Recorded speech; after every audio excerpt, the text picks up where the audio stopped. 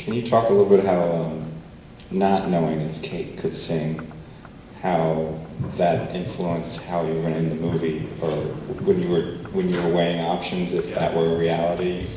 Well, if that's interesting for you to talk about. Yeah, I mean, the only thing I was considering was if she couldn't sing, like if we recorded it and she kind of didn't deliver, I thought there could be this kind of breathless, like, ending where she steps up to the mic and opens her mouth and then we're out.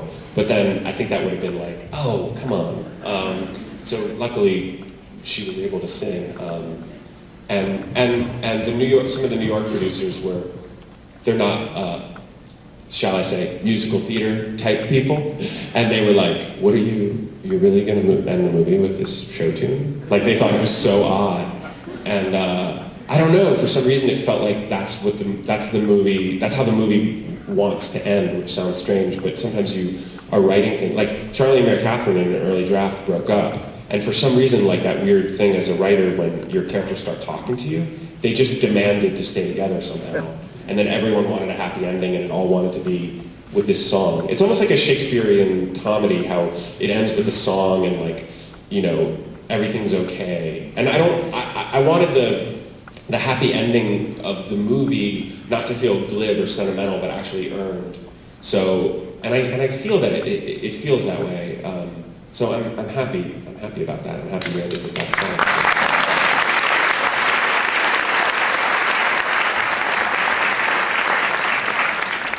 We're going to open up for questions. Is this now a good time, Jody? Or? Yeah, I think so. I just want to make a comment first, if I could. One of the things I thought that was such a joy and a pleasure for me with this film is it's rare that you see a filmmaker that allows a film to be happy throughout and to feel entirely good about it. I mean, there are conflicting emotions in this film, but you're not tugged through this tremendous angst through the film. I love these characters, all of them. They're very charismatic, but you're allowed to love them and feel good about that process and feel good about being good. And so it was, for me, as a programmer, it was a wonderful film for us to end the festival with because of that feeling. So I just wanted to compliment you on that.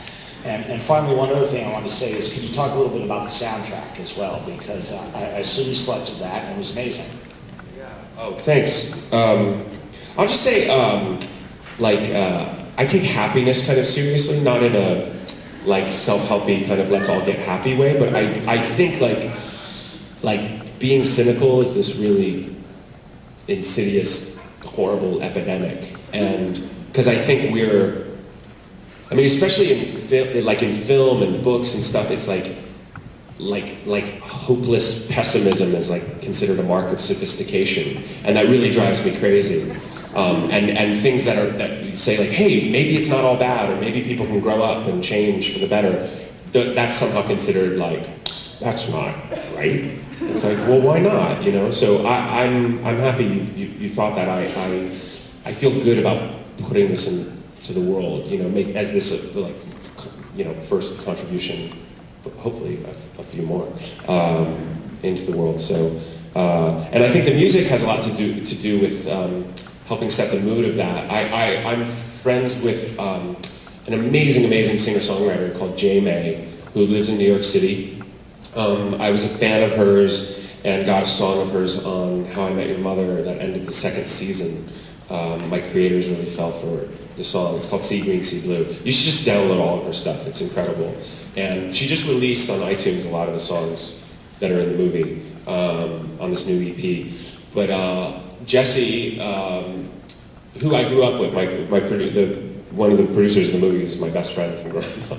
And he said, man, we got to have J-May songs in the movie because all she does is write about New York and relationships, and your movie's about New York and relationships. So I asked her if she would send me some songs, and during pre-production she just kept sending me songs. She sent me that song Never Be Daunted, which is that montage of all of them at night kind of going through stuff. And immediately I was like, whoa! Like she opened up her whole music library to me. And I didn't know that she would be doing the score, nor did I know that I'd be using so much of her music. But I think there's 9 songs of hers, 9 songs with lyrics, and then a bunch of other tunes. The music editor on How I Met Your Mother is an amazing guy named Michael Brake, who ended up producing the score.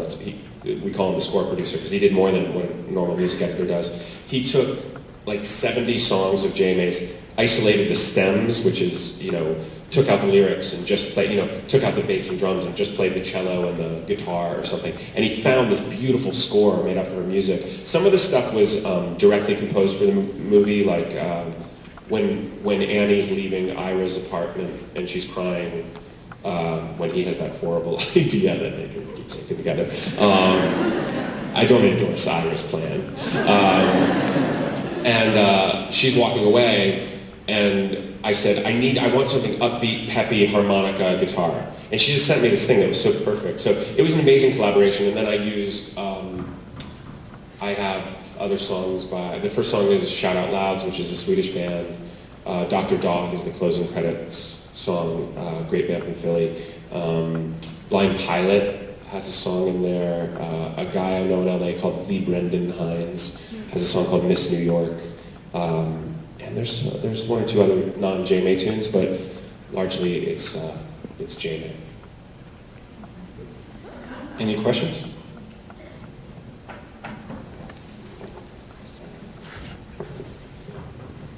You are amazingly awesome in every single way possible. It's my cousin Mike over there. It's my cousin Mike. Thank you. The question is, can I have a high five? Yes. We can't do everyone, so that's for everyone. Okay, now the easy questions. That was... Hi. Hello. They said that your film was in Sundance last January. So what's kind of happened between then and now, and then what's the next step for Adventure has happened. Exactly. Yeah. And then also, have you tried the 3-day contract? 3 days. I'll answer your first question first, and then I'll forget about the second question. We sold the film to a distribution company about a little bit after Sundance, and we were all set to go, and then things were a little strange, so we parted ways with them. We were supposed to come out in August or September, and that just didn't happen. So, like 2 days after we left this one company, Anchor Bay came forward and said, we really want this movie. They were interested originally. They were interested originally, yeah. So it just worked out with them, and we decided, they acquired the movie in July? I think early July. That's okay. So they didn't have enough time to turn it around.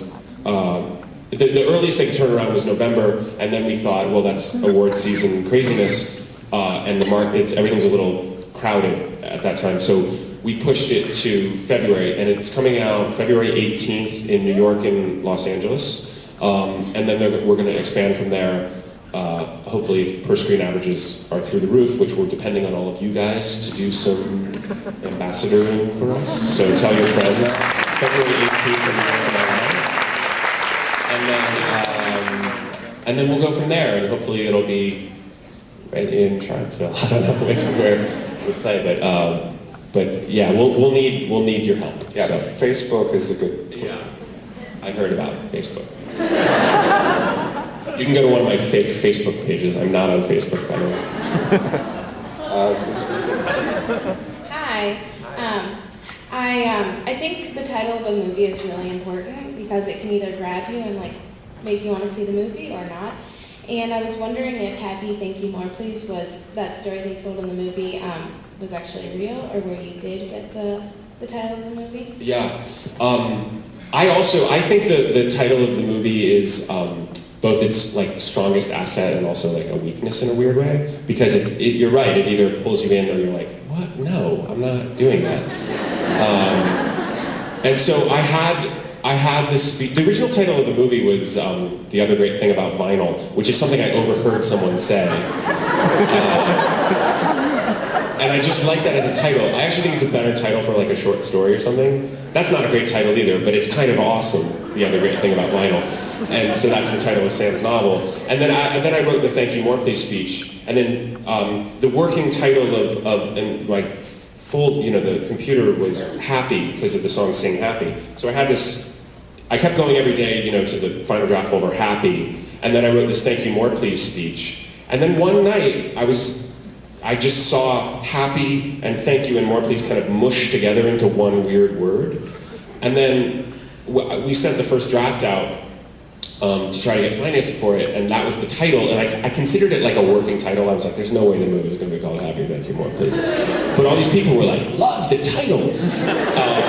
So it started to have this weird effect on people, and then I just decided rather than like coming up with a cool title or something, I was like, maybe I'll just stick with the cool, dorky one-word title that seems to really be moving to people. And when you see the movie, you kind of go, oh yeah, that's the title. And also, I noticed this when my show came on, when How I Met Your Mother came on 800 years ago. No, I'm kidding. I love it. But that also was like, what? That title's so weird. But now it just sounds like How I Met Your Mother. Did you see How I Met Your Mother? And now I hear people say, oh, I saw Happy, Thank You, More Please. And it doesn't sound as weird to me because I've said it enough. I also think there's something like mystically strange and awesome about the words thank you and more please and happy. Like, I know everyone who worked on this film had a great, great time. And I was in the production office one day and they had called the production company Happy Thank You Productions. And they would call people and say, hey, we're calling from Happy Thank You Productions. And everyone was just in a great mood. And I felt like those words were somehow like altering people in like a really pleasant way. And then I met with a guy who is a book editor, an actual one, and I told him this story, and he said, yeah, I used to have to call 50 Cent's production company. It was called Violator Films. And I said, I just hated calling it because they were like Violator Films. He said, oh, God. So I feel like words are really important and they carry some sort of like resonance with them, and I like that these are the words that's what it is. The story is not, I did not hear from Cab Driver.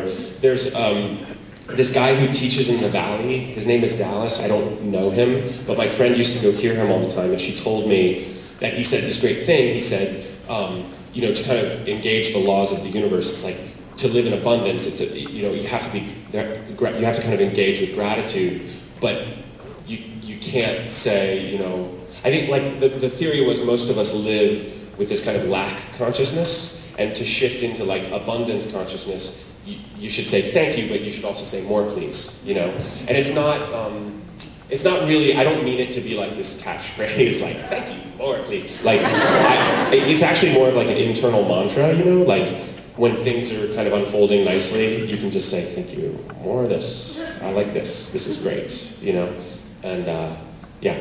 Great. Love the show. Love the movie. Thank you.